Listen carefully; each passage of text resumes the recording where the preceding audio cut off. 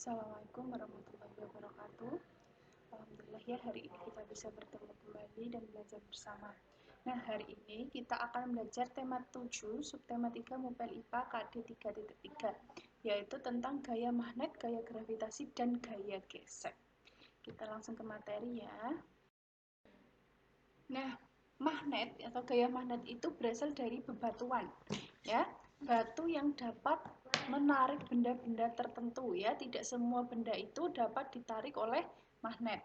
Pertama kali batu magnet ditemukan tanpa sengaja di kota Magnesia yang terletak di Asia Kecil, ya, sekitar 400 tahun yang lalu. Karena ditemukan di kota Magnesia, batu itu disebut magnet. Ya, berdasarkan benda, ya, magnet itu dibagi menjadi dua golongan, ya. Benda magnet itu dibagi menjadi dua golongan, yaitu magnetis, yaitu benda yang dapat ditarik oleh magnet. Yang kedua adalah non magnetis atau benda yang tidak dapat ditarik oleh magnet. Contoh benda yang dapat ditarik oleh magnet adalah besi, tembaga, baja, dan logam. Dan untuk benda magnetis, ya non magnetis, ya maaf, yang tidak dapat ditarik oleh magnet yaitu plastik, kaca, kayu, kain, dan kertas. Jadi tidak semua benda itu dapat ditarik oleh magnet. Makanya dibagi menjadi dua golongan yaitu magnetis dan non magnetis. Ya, magnetis dapat ditarik dan non magnetis tidak dapat ditarik oleh magnet. Sifat-sifat magnet itu ada 5, yaitu memiliki gaya tarik, memiliki dua kutub yaitu utara dan selatan, kutub senama tolak menolak, kutub tidak senama tarik menarik, dan menembus benda tertentu. Jadi yang dimaksud Bu Sherly, gaya tarik itu adalah benda magnetis, yaitu benda yang dapat ditarik oleh magnet tadi ya. Nih, gaya magnet adalah gaya yang dimiliki oleh magnet sehingga dapat menarik benda-benda lain. Makin dekat magnet, gaya tarik makin kuat. Jadi jika benda yang dapat ditarik oleh magnet itu didekatkan dengan magnet, maka tarikan magnet itu akan kuat gitu ya. Nah, sebaliknya jika benda yang dapat ditarik magnet itu jauh keberadaannya dari batu magnet tersebut, maka gaya tarik magnet akan semakin kecil gitu ya. Nah, magnet memiliki dua kutub yaitu utara dan selatan. Kutub senama tolak menolak. Nah, kutub senama tolak menolak itu adalah jika kutub utara ditemukan dengan kutub utara, maka batu magnet akan saling tolak menolak karena senama, atau biasanya kita kutub positif dan negatif. Nah, di situ jika positif ketemu positif maka akan saling tolak menolak. Terus kutub tidak senama tarik menarik. Nah, yang dimaksud itu misalnya kutub selatan ketemu kutub utara. Nah, itu maka magnet akan saling tarik menarik. Lalu yang terakhir dapat menembus benda-benda tertentu. Misalnya di dekat magnet itu ada paku.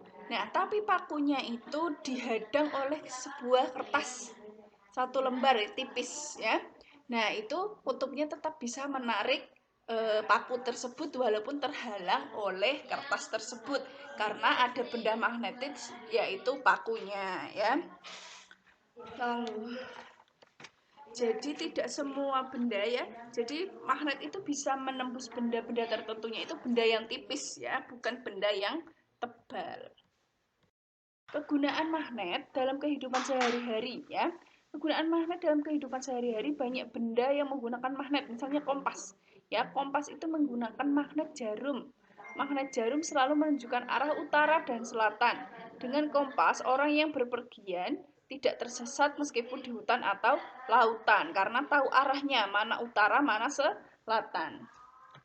Selain kompas, ya, alat-alat yang menggunakan magnet itu ada kipas angin, pengeras suara, kulkas, radio, televisi, dan ujung obeng.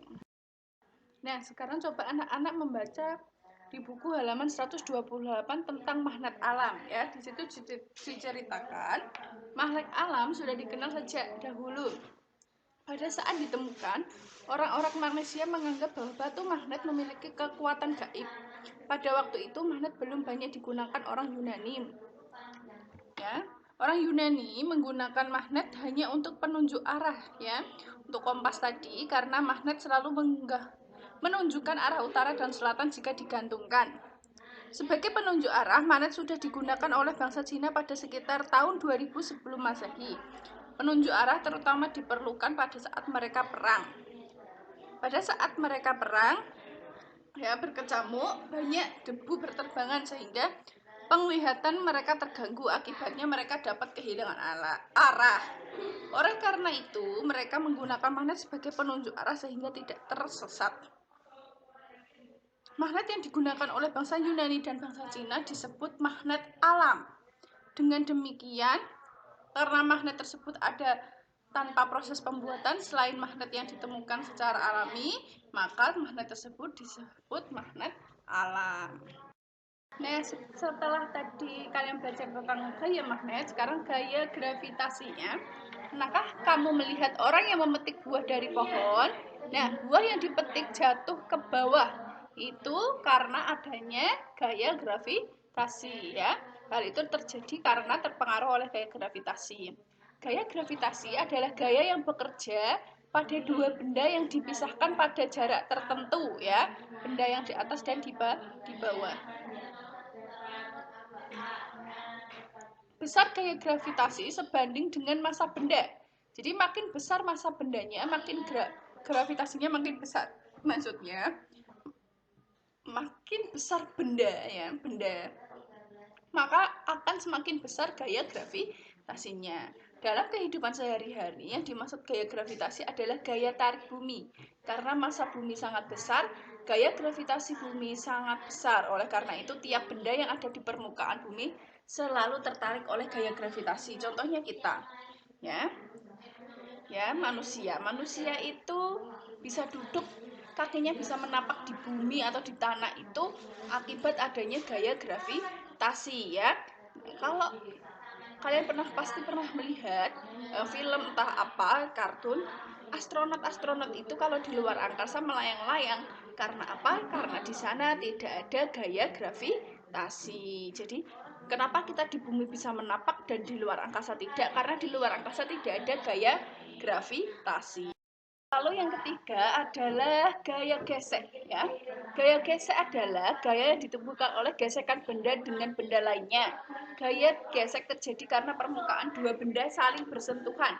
Besar gaya gesek dipengaruhi oleh kekasaran permukaan benda yang bergesekan. Contohnya, kalian menggesek-gesekkan tangan, akhirnya menimbulkan panas atau kehangatan ya. Terus kalian menggesek-gesekkan batu, akhirnya menimbulkan panas, terus ada keluar apinya seperti itu ya. Itu adalah contoh gaya gesek. Sekarang ada contoh gaya gesek yang diperbesar dengan cara satu, permukaan ban dibuat beralur-alur supaya kendaraan mudah dikemudikan. Jadi ban itu nggak rata ya, beralur-alur itu ada motifnya, ada polanya ya, kotak-kotak atau bunder-bunder seperti itu ya. Karena ban itu biar tidak halus, karena kalau halus tidak mudah dikemudikan. Tapi kalau beralur-alur ada motifnya seperti itu, kendaraan mudah dikemudikan. Lalu yang kedua, membuat kampas rem lebih kasar supaya dapat menghambat laju kendaraan. Jadi kampas rem itu kasar, tapi jika digunakan terus-menerus kampas rem itu akan tipis gitu ya. Lalu yang ketiga, membuat alur pada alas sandal dan sepatu supaya tidak tergelincir. Anak-anak bisa melihat ya.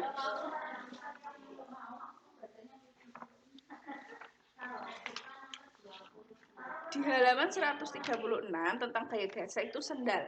Sendalnya dibuat polanya seperti itu ya di halaman 136. Kalau sendal yang halus itu biasanya licin. Nah, tapi kalau sendal atau sepatu yang dibuat pola beralur seperti itu, dia akan sendalnya itu tidak licin ya, tidak, supaya kita itu tidak mudah tergelincir atau terpeleset. Di contoh gaya gesek yang diperbesar, sekarang contoh gaya gesek yang diperkecil, yaitu satu, memperhalus permukaan benda yang bersentuhan. Kedua, memberi minyak pelumas pada rantai sepeda dan sepeda motor, oli ya, pelumasnya itu oli. Nah, lalu ketiga, memasang bantalan peluru pada proses supaya bidang sentuhan menjadi lebih kecil. Dan yang keempat adalah memperkecil permukaan benda yang bersentuhan.